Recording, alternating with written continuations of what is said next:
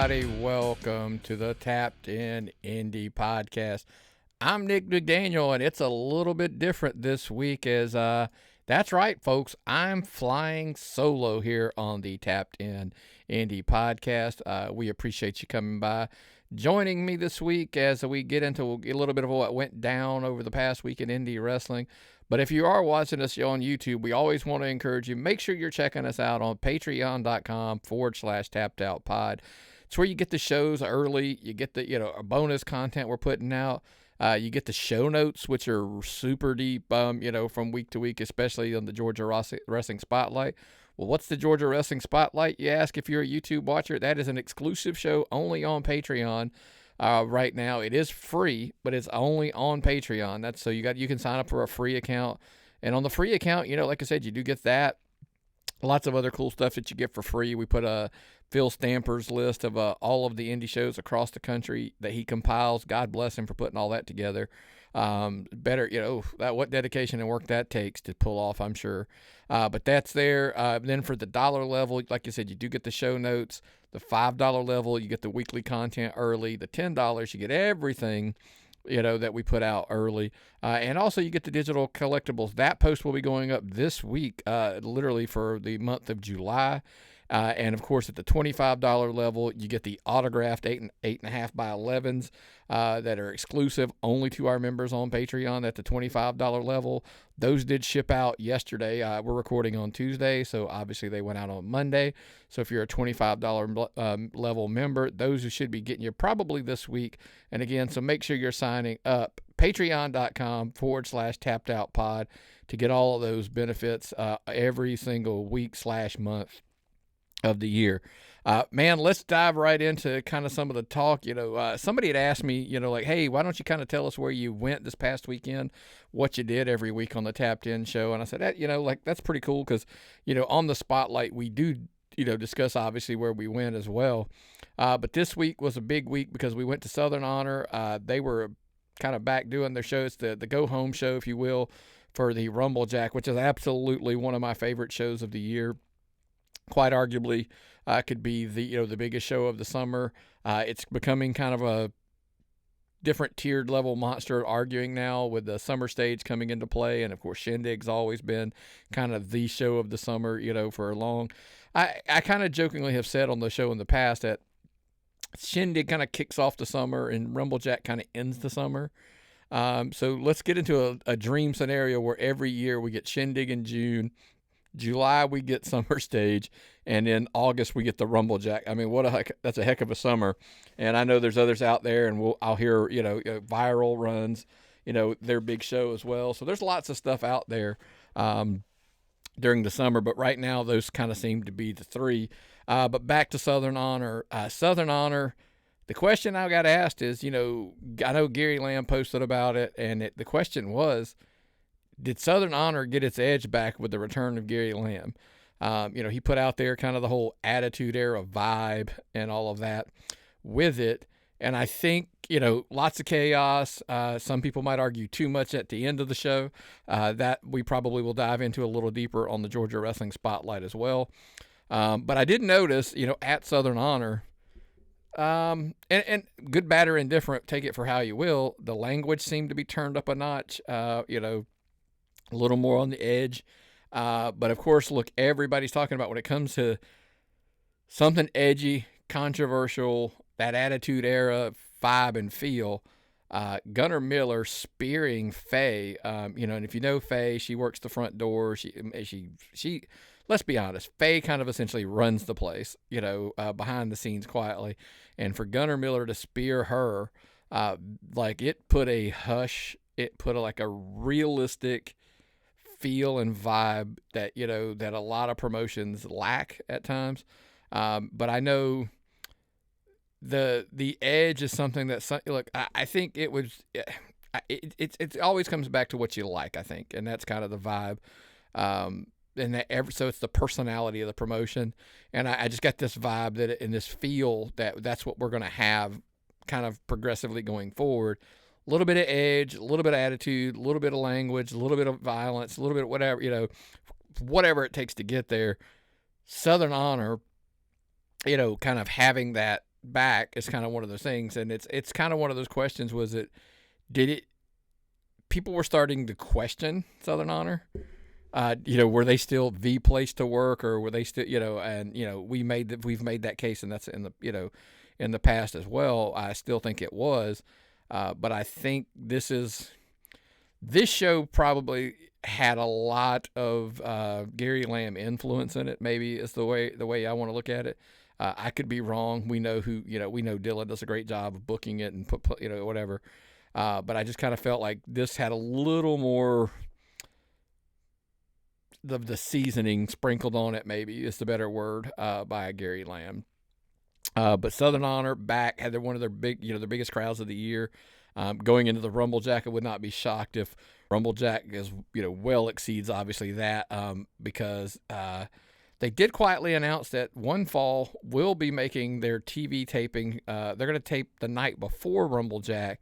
And why they encourage people to go is because the answer was simple. The more people that attend the One Fall taping the night before, maybe the bigger the surprises will be at Rumble Jack. And hearing some of the rumblings that we've heard about the surprises at Rumble Jack, get your tickets, line up, be early for the Rumble Jack, because without question, that'll be, like I said, it's the biggest show, of Southern Honor other than their anniversary show. And I would argue Rumble Jack is their Royal Rumble, obviously, kind of like, you would say that Still here's their WrestleMania every year. Royal Rumble is my favorite pay-per-view of the year, not WrestleMania. So kind of some people can make the same case. That's what Rumble Jack's a show you absolutely do not want to miss. I didn't go anywhere on Saturday, but on Sunday, went down to Kraken Pro Wrestling for a couple reasons. That's a long drive from where I live, 3.5+ hours. But Kraken is always fun. One thing we talk about this a lot with just promotions in general, where and look, we're going to discuss it a little bit on the Tapped Out show on the national level about shows that just kind of keep going and going and going. And I think the question always becomes like, hey, do we have to justify giving them value for the amount of money they pay for their ticket? And the answer is give them more stuff. And I'm like, I think what a lot of promotions don't understand, Kraken 100% seems to get it. I know kind of One Fall, I feel the same way, that they realize, hey, we can give them really quality stuff in a shorter period of time, and these people will not go home disappointed or feel like they were, hey, I didn't get my money's worth or whatever. You're getting your money's worth, and it's compacted in a good time. I think sometimes a lot of promotions kind of overstay their welcome, and that, is a problem at times. Obviously, look, we'll get into the show a little bit more in the Georgia Wrestling Spotlight as far as the actual details, like match by match stuff. But one of the things that came out of the show was they do have a new venue. They are going to be moving to a larger location. I got some video sent to me of the new venue. Looks outstanding. If you're already a fan of Kraken, you're going to enjoy this move. Plenty of space. I think it's lots of, if you're a talent at Kraken Pro Wrestling, you're going to be super excited. I think they're, just the whole building itself is going to be more conducive to what they're trying to do there at Kraken. So from the talents, I think they'll be happier. The fans will be happier. And if you've not attended a Kraken show, this venue will hold up to 400, and we strongly encourage you to check it out.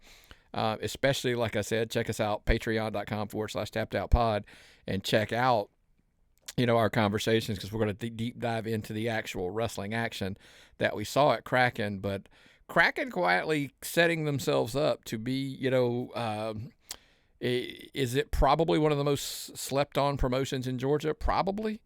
Because storytelling is always a thing that we talk about. Like, we wish more people did, more promotions did. But Kraken does it well. So much so, like, they put things together. They set their stories up typically in year-long fashions. I mean, they did a year-long story that, eventually Trevor Aon defeating, the business and Just In Case and getting that title just a couple months ago. And now we're looking at a tag team tournament. It's not a tournament, folks. This is a season. Like, this is literally, they are telling you the new tag team champions will not be crowned until next May. The semifinals are in April. So we're going to methodically tell you the story over the next, now it's obviously not a year, but it was a year kind of in the making of setting the table for this. And I think that's something that they kind of get overlooked on a lot. And that's, to me, one of the strengths that you can have at, a pro wrestling promotion, period. So tip your cap to Kraken Pro Wrestling. And again, check out as we take a deep dive into them, in the Georgia Wrestling Spotlight. Another highlight note, obviously, we're a little partial. Bryce Cannon, he has captured the gold. He is the new Liberty champion at WrestleMerica. That now sets him at the table where he has two of the, yes, they're the, he's got the Jake the Snake title. He's now the Liberty champion, so he's kind of the secondary title. I mean, I don't use that mean as a disrespect. Secondary title at two of the bigger promotions in Georgia. And I think that this is clearly the stepping stone in his ascension over this year as he progressively goes through. Will eventually, I think we're going to see more and more of him capturing those top titles. SCI this weekend coming up. Lots of conversation about it as well on the Georgia Wrestling Spotlight. We'll get into we're not going to get into all the names here of the people that are on that show right now. A lot of people hey, you're talking about a Tennessee show, and my answer is yes. SCI kind of, we know how affiliated Action is with SCI and a lot of the help Matt Griffin puts in with those guys up there. So we do cover it slightly. We're not deep dives into it or anything like that. I know typically people have asked me, hey, who's your pick? I'm not going to spoil that because at the end of the episode, we had a bunch of fan questions come in, and I'm going to go through those and try to answer those. And I know one of those has to do with SCI. But SCI is one of the big, check it out, IWTV, check it out. If you got a chance, run up there. A lot of people love it. The problem is that thing's done so well that the hotels have just started filling up super quick. Speaking of big shows, SummerStage, it's the 25th of this month. We're literally a little over a week and a half or so away from what is arguably the largest show, in my opinion, in the for the summer.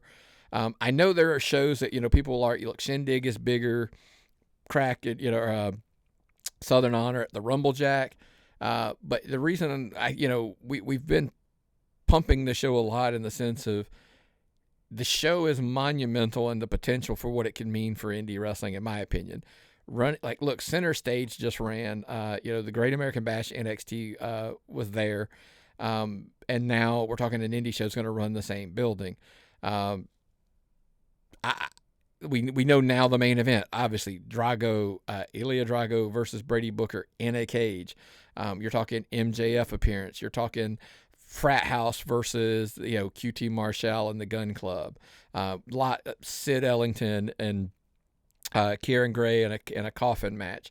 Lots of stuff is going to be loaded on this card, and they just announced a battle royal for the breakout champion. So huge show, but I think the people that are rooting for this thing not to work, or rooting for this thing to, that are, they're only going to sell X amount of tickets or whatever. My argument to that is, are you a wrestling fan? 2, are you an indie wrestling fan? Are you a Georgia indie wrestling fan? There is absolutely zero reason, without question, why you should want this thing to fail.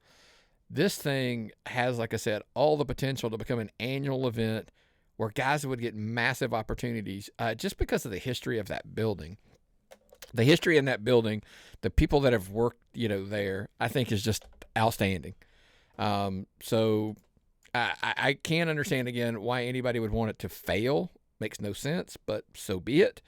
It is what it is, I guess, at this point in time. Let's get into a little bit this, we're going to get into some Q&A stuff where the fans send in some questions, and that'll give me more. I'm going to dive deeper into those because that's why a lot of this stuff at the beginning, I kind of zipped through a little bit. But before we do that, obviously this week it is the champions list that we're going to go into a little bit. So I wanted to kind of necessarily, dive into it. And you know, as I got the list pulled up, as you can probably see, the screen got brighter for a reason, folks. It's because we're looking at champions. The promotions are in alphabetical order, so bear with me a little bit. That's how we kind of decided it's the easiest way to go through these. But as I'm looking at it, you know, we've already discussed Ilya Drago. Look, he's the one fall champion. He's defended that title everywhere. Tim Bosby, Action Pro Wrestling, same exact thing. He'll defend that thing anywhere across the country. Carly Bravo, who we, you know, week in, week out, we make the claim, we make the statement, whatever you want to call it. You know, if Carly Bravo counts as a Georgia wrestler, he's the best, right? Like there's no one else there. We have Sal Renaro is your junior heavyweight champion there. Bullpen Pro Wrestling, Rob Adonis is your southern heavyweight. Judias is the Bull of the Woods. Young Gun, JT Paradox, we discussed a little bit there. You know, he is your TV champion. One of the like a lot of people kind of having the conversation right now is people with multiple, and I mean multiple titles, is Najacism. Najacism right now, I'm going to resort this because I want to get to it. Naja right now is your Classic City champion, your Deep South champion, and your Platinum Championship Wrestling champion. So he holds 3 of the titles across the state of Georgia. And so quite arguably makes the case that he you know, is he one of, if not the top guy in Georgia? That's an arguable case as well. I still obviously give Carly Bravo the nod, but that's just me personally. Coastal Empire, Hunter James is your champion. Hakeem Young is the Coastal Chaos champion. I'm looking through here. Nick Halen just recently captured the Georgia Classic wrestling title. We were there for that one. Sam Hansen is your Brass Knuckles champion there. Seabolt's your TV champion. Trevor Blackwell and Sid Ellington and Christian Taylor and Trent Edwards are the tag champions at GPW. I think they're going to be back in August running as well, so keep an eye out. They'll probably obviously have some titles be defended there. We talked about Kraken a little bit. Trevor Aon, he is your champion. We'll go in how he did retain that title on the Georgia Wrestling Spotlight. Kevin Cantrell, he actually won the cash in hand championship at the show this past weekend. QT Marshall's your Lariato champion. Michael Solar's the Nerd U champion. Lev, he is obviously the new Legacy champion. Lev's got a huge match coming up this weekend, and we'll talk about that some on the Georgia Wrestling Spotlight as well, where he has an opportunity to pick up the title there at Premier All-Star. Marcus Adams, Caleb Crocker, OSWA champion and corporate champion there. Again, we already talked about Naja being the PCW champion. DJ Smoke is still the Dealer's Choice champion. Premier All-Star, I just talked about it. Stevie Ray Frost got a huge title match against Lev this coming up weekend. Looking through here, other ones that jump off the page, Southern Fried is obviously Sal Renaro, Hunter James are respectively your Southern Fried champion and your Classics champion. Scott Mason is your Squared Circle Apocalypse Pro Wrestling champion, whichever one he's calling that one now. Big news coming at us out of Apocalypse was TJ Trigger taking down Austin Thorne for the Friday Night Championship, and that, of course, kind of is the beginning of the cracks of Apocalypse, and that is absolutely one we will discuss on the Spotlight as well. Viral, Drew Hood's your champion. Billy Brash is your Outbreak champion, but he has a huge match coming up sooner than later against 100 James as well. The Superstars are your tag champions there. And again, we talked about WrestleMerica. KJ Impala retained the title. Bryce Cannon captured the Liberty title, and he is your new Liberty champion down there in WrestleMerica. And remember, we will typically copy and paste and put all of this list into the show notes for you, so it will be available on the show notes as well. Let's jump into, because that's just kind of, I knew some of this was going to lead into some of the conversations for me. We had quite a few questions sent in this week, so I'm going to try to get through them as quick as we can. Let's see. Carla in Gainesville. So apparently I'm based on the question. She went to the One Fall show there in Gainesville, as she asked, was Terry Yaki and Vari Morales an early match of the year contender on the Georgia Indies. My question was, hey, I wasn't there. So I'm full disclosure, I wasn't there. So I didn't see it. I'm sure I will get a copy of it. And so my question would not be shocked by that. We always look, Vari Morales is so underrated. We named the award after him. Pretty cut and dry how highly we think of Vari Morales. Terry Yaki is another good, young kid who's just outstanding in the ring, can do a lot of things that a lot of people just are left speechless for. So I can't really answer that question since I wasn't there. But if I get a copy of it, Carl, I will actually respond to the email and let you know. Again, remember, folks, you can send those questions in, tappedoutpod@gmail.com. That's kind of where you want to send the questions to or anything like that. It's the easiest way to sort. Don't do it in Messenger, DMs and Instagram and Twitter. There's so much stuff that goes there that stuff just gets lost. So I would rather just do it tappedoutpod@gmail.com. I sort through those on my phone. Second question comes from Javon in Tifton. Will the left-hand path completely take over Kraken by the time the Tides of War tag team season ends? It is a very strong possibility. And when I say possibility is, in what incarnation, if we're getting Silva and Austin Towers, and it's not a not. Here's my question though. You got to remember, there's a lot of good teams there already. We obviously look the business for whatever, whatever their issues are, they're still there. They're still a force to be reckoned with. The All-Star Special, I mean, look, they have held tag gold all over the entire state. You'd have to figure they're pretty prominently going to be right there at the top of the food chain when it comes to the tag team division. Noir, I mean, look, I get it. They had a huge, massive setback. Tip your cap to the All-Star Special for kind of put them in a hole right out of the gate in the tag team division. But so the competition's pretty stiff there. Not to mention just the amount of tag teams that are potentially going to pass through there with the opportunity, knowing like, hey, we can come through here. There, we can win these points and we can, get to the tag team championship just literally by beating who we need to beat. So I think left-hand path, again, because you can't take anything away from them, they have had tag team champions. They currently hold tag team champions chips, across the state of Georgia. So the potential is there, obviously. But I do believe, yes, I think I still don't know that I would say that they are going to be absolutely complete takeover just because of the sheer amount of stuff that they would have to go through, the people they would have to face, and the other people on the roster. All right, next up, Trenton Canton. Was Faye getting speared by Gunnar Miller one of the wildest SHW moments of the year? Listen, it might have been one of the wildest moments in Georgia wrestling this year. Had you told me at the beginning of the year that was going to happen, absolutely don't think I would have seen that coming.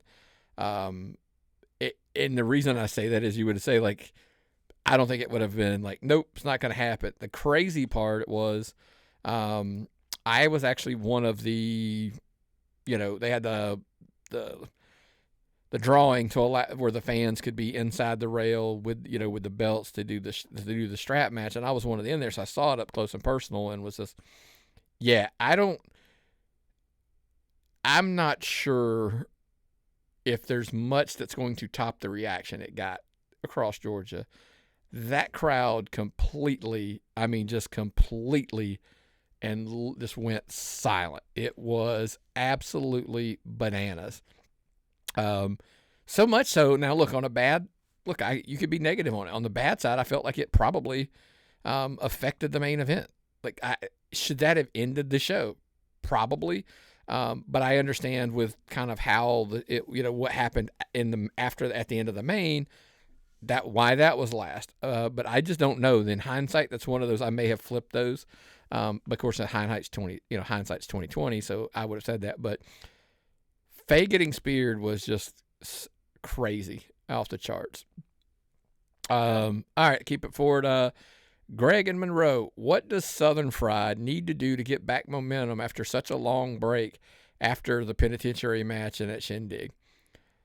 So, Greg, I don't want to say I disagree, but here's the thing.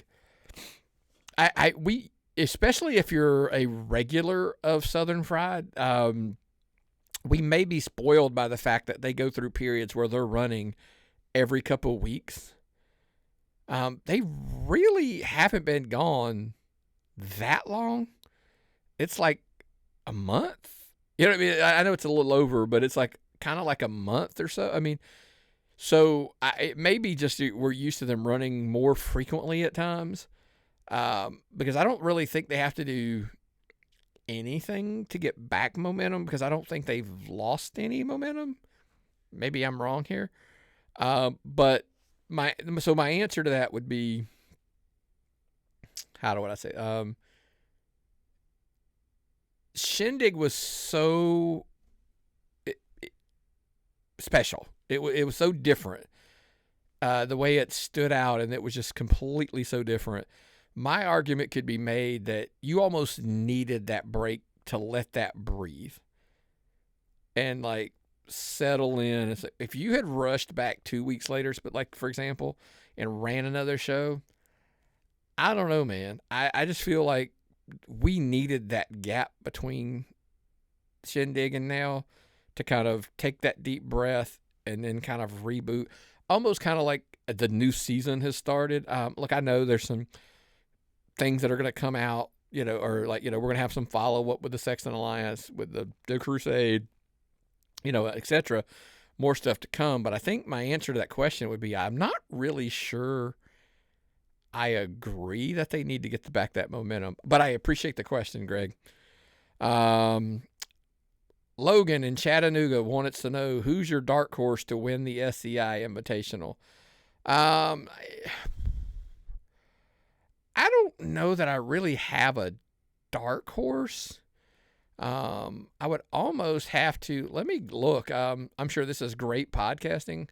I'm going to pull it up because I've got some of the, I think I put in the spotlight notes, I put who I actually was in it that I was kind of like thinking were some of my, I don't want to say my favorites, but kind of sort of some of my favorites maybe. Let's see. My notes, I put Cruel, Tim Bosme, Gary J, Colby Carino, Terry Yaki, Danny Briggs, more. So here's the thing. The easy answer is like, hey, let's take the action champion Tim Bosme, make him look strong and let him, go on and, kind of be this. So Cruel's the easy answer, right? Cruel's the answer because if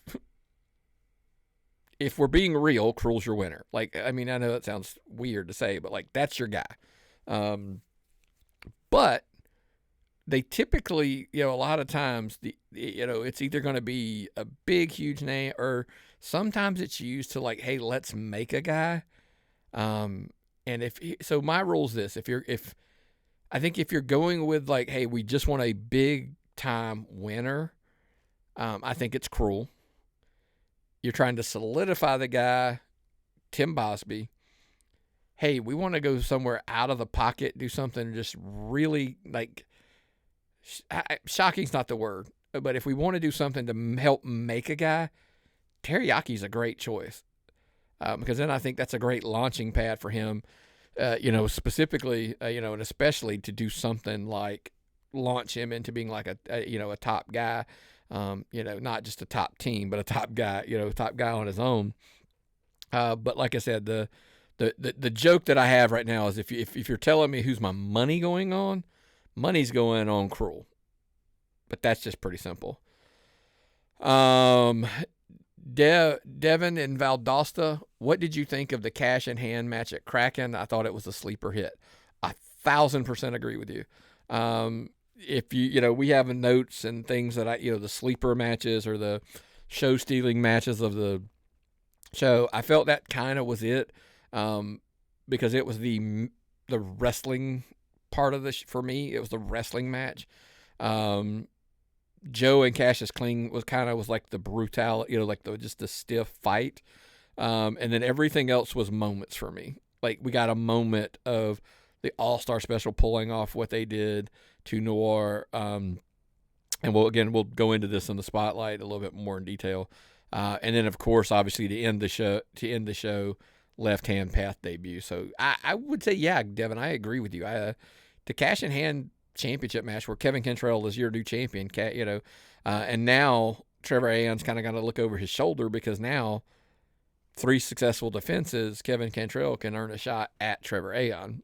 That would be a match that would probably get me to get back in the car and drive the 3.5+ hours back down to Tifton to that show. All right, Aaron in Atlanta. Will the DWA Women's Tournament crown a breakout star this Friday? And is Jazzy Yang the obvious favorite? Based on booking history, I would say yes. Jazzy's probably the favorite. I'm going to cheat. I got to pull up the card again. It's Jazzy Yang, Vivian Cross, and Alexander Quill. Yes, my obvious answer by looking at the notes there has to be Jazzy Yang is without question, is the favorite. Landon and McDonough. Can Drago keep surviving these title defenses heading into SummerStage, or will he potentially burn out before the big event? That's going to take a drink of water. I got to think about this because here's the thing. Drago has been on such a tear. He has defended that title. Even when it's not advertised, he ends up defending that title, it feels like. He defended the title, over the weekend again. Trying to think, because I know he did it on Saturday. Let's go search through Friday. He picked up a win at Gainesville as well. So, listen, a couple times he's going to...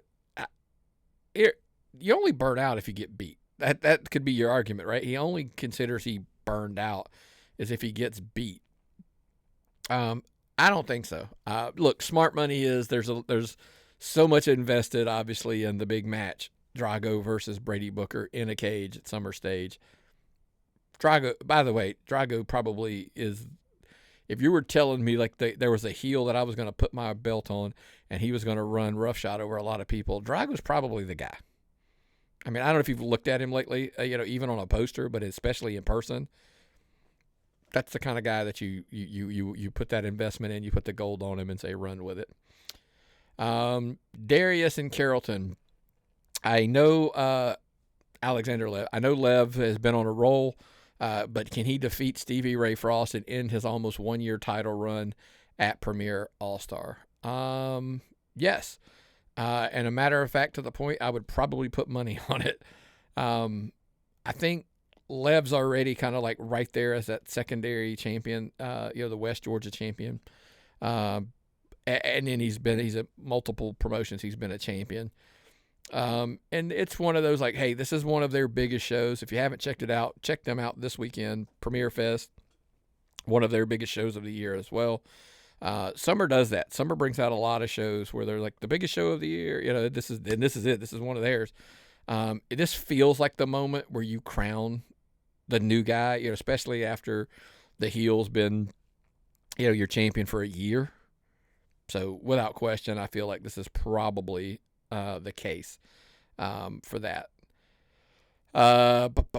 Julian and Augusta, what are your expectations for Next Level Championship Wrestling this weekend? This is probably one of the most interesting questions that I got because of all the changes that have gone on over the last month or so. Here's what I will tell you. This isn't a knock on anybody in the prior runs. This isn't a knock at whatever. That poster looked different. Like legit. It just looks different. And I mean that in the people on the poster. There's a lot more guys. Like there's not a lot of guys on there that I'm like, the running joke of they look like a wrestler. They look like somebody. I've pulled the card up because I wanted to go through it. And listen, again, booking, whatever. We have a tournament. Clearly defined. These people are wrestling. in a tournament to win the title. Awesome. Super simple. I'd love a chart. I'd love a graph, with the brackets and everything.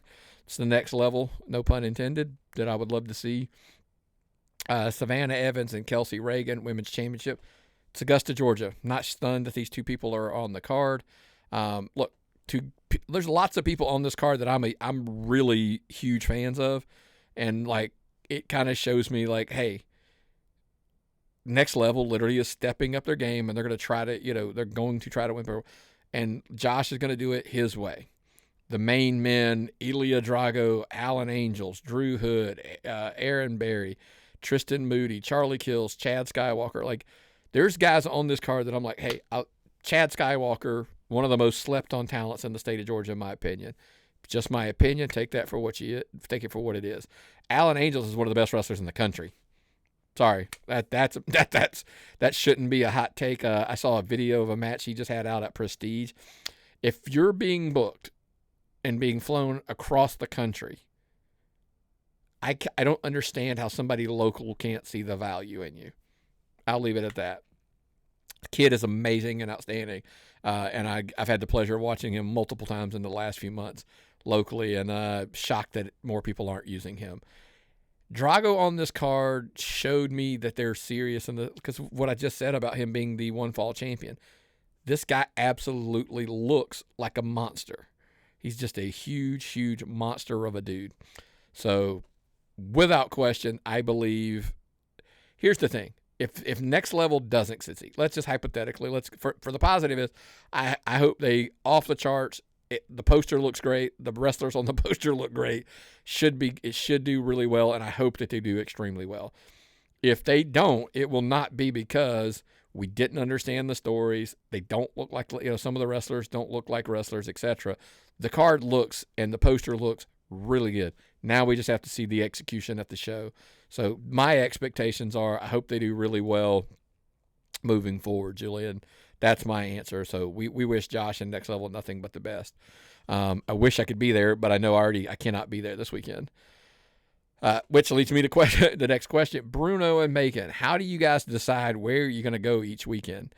That's probably one of the weirdest questions and I don't mean that weird in a negative way. It's a weird question. That's, so there's a lot that goes into play with kind of how we determine. For one, let's be realistic, folks. We have lives. We're married. We have jobs. We have kids. I have grandkids. There's layers and layers and layers on the sides where we go. So how far can I go? And all of those type of things. So there's lots of factors that come into it. Some of it is, hey, every now and then, I just want to go to a show because there's something on the card that I really want to see. Somebody was like, how do we get you to come to our show? Book something on the show that makes me say, I have to go to the show. Shouldn't be that complicated, right? That's pretty cut and dry. Just recently, I was telling somebody, they're like, oh, what made you come out? You booked this, and I just had to see it. But there's also, there's a lot of it is, who we like to watch. Wrestlers, promotions, etc. All those things come into play. And then there is a lot to this. The promotions that cooperate cooperate may not be the right word I'm looking for, but cooperating is a word that I will use. The promotions that, send us their recaps, they want to keep us in the loop, and we're kind of invested at that point. We know the stories, and I hadn't been to a Kraken show in a long time, but I know their stories because I keep up with them because they send me the information. They fill out their recap every month. I mean, it's only pinned on matter of fact, look, I'm going to sidebar right here and kind of one of the conversations that we had. Let me answer Bruno's question. So anyway, real quick, that kind of is a lot of the factors. What's going on in our personal life? How far is it going to take us from home? Sometimes I just wake up on, Saturday, I was going to go to a show. I just didn't feel good. It was hot. I wasn't feeling well. wasn't going to go to, I wanted to go, but it was an outdoor show and I didn't go. Shouldn't be that complicated, but that's kind of pretty much as simple as it could be. So hopefully that'll help. But the easiest answer is just book something that I say I have to be at that show. And sometimes it plays into some weekends there's like, man, there's really not much I want to go to. And then other weekends there's 3 things I want to go to. The 25th of this month, there's multiple shows that I want to go to. I can only go to one because I'm just one man. That's all I can say. Stick to the end. I'm going to make an announcement about some of the coverage and stuff, and I'll probably put it on the spotlight as well. Last question, Drew in Watkinsville. How do you guys decide the categories weekly? Okay, he added like promotions only, young guns, etc. Okay, so the overall arc is pretty simple. We have the 4 categories that we go through, like we discussed the champions a little bit. We may add a 4th category and like just remove the champions and add it to part of the show notes or something instead. But so we do the Power 5, the hot hand, underrated, underappreciated. The thing we talked about in the past is, if you just did the Power 5 based on like who are the 5 best wrestlers in Georgia or who's the 5 best promotions in Georgia, blah, blah, blah, you'd basically be talking about the same group for the most part every week, every time.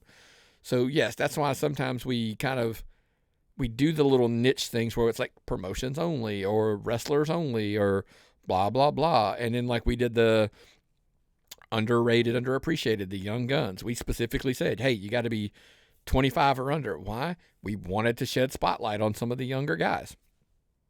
Pretty simple, right? Wasn't not complicated. So sometimes, look, it's, I said this to a wrestler, I said this to a promoter, I've said this to whatever. I'm like, look, sometimes there's a little bit of working going on when we create these because there might be some guys out there that we're like, hey, they need a little more spotlight. They need a little more shine. How do we work the categories to make it work to get to them? So it's always, honestly, the list is always honest, but sometimes like we're like, hey, let's get creative. And so we can talk about some people that deserve a little bit of the spotlight. We just don't always necessarily have the time to get it. And if we just did standard categories, it maybe wouldn't work time in and time out. Before we get out of here, I do want to kind of talk something that I meant to talk about it maybe at the beginning. I will discuss it a little bit on the Spotlight as well. Spotlight, it's more relevant, but so we are now up to, let me pull this back up, this spreadsheet that I have. We're back up to, as of right now, there are 40 promotions that I have listed on a spreadsheet that we were covering, or on a regular. Now, that being fair, there's 33 that I actually have their next scheduled dates for, 4 more that I don't have their next dates for, but yet I know they are going to be running sooner than later. So think about that. We're closer to 37. So one of the things we discussed was there are promotions out there who just don't fill out recaps. They don't, it's not, and then like I always tell somebody, like, look, there's no hard feelings there that they don't want to, nor they don't have time to. But I think going forward, we're only going to discuss promotions that fill out the recap sheets and sending them then on a regular basis to keep us in the loop so we can and we're going to start going to the shows that are, that fill out those sheets and, kind of help stay in the loop or whatever. And the promotions that don't, we just won't. We'll stop putting them on the Making the Drives post. That was something that, the post where we're promoting all the shows. I'm like, if I don't have your poster in time, that post is done on Mondays, by the way. I mean, I do it on Monday, put it all together, because I'm like, if you don't know your show, if you don't have your show poster and the information up by Monday, the week of the show, I can't find it. So that's why it doesn't go on there.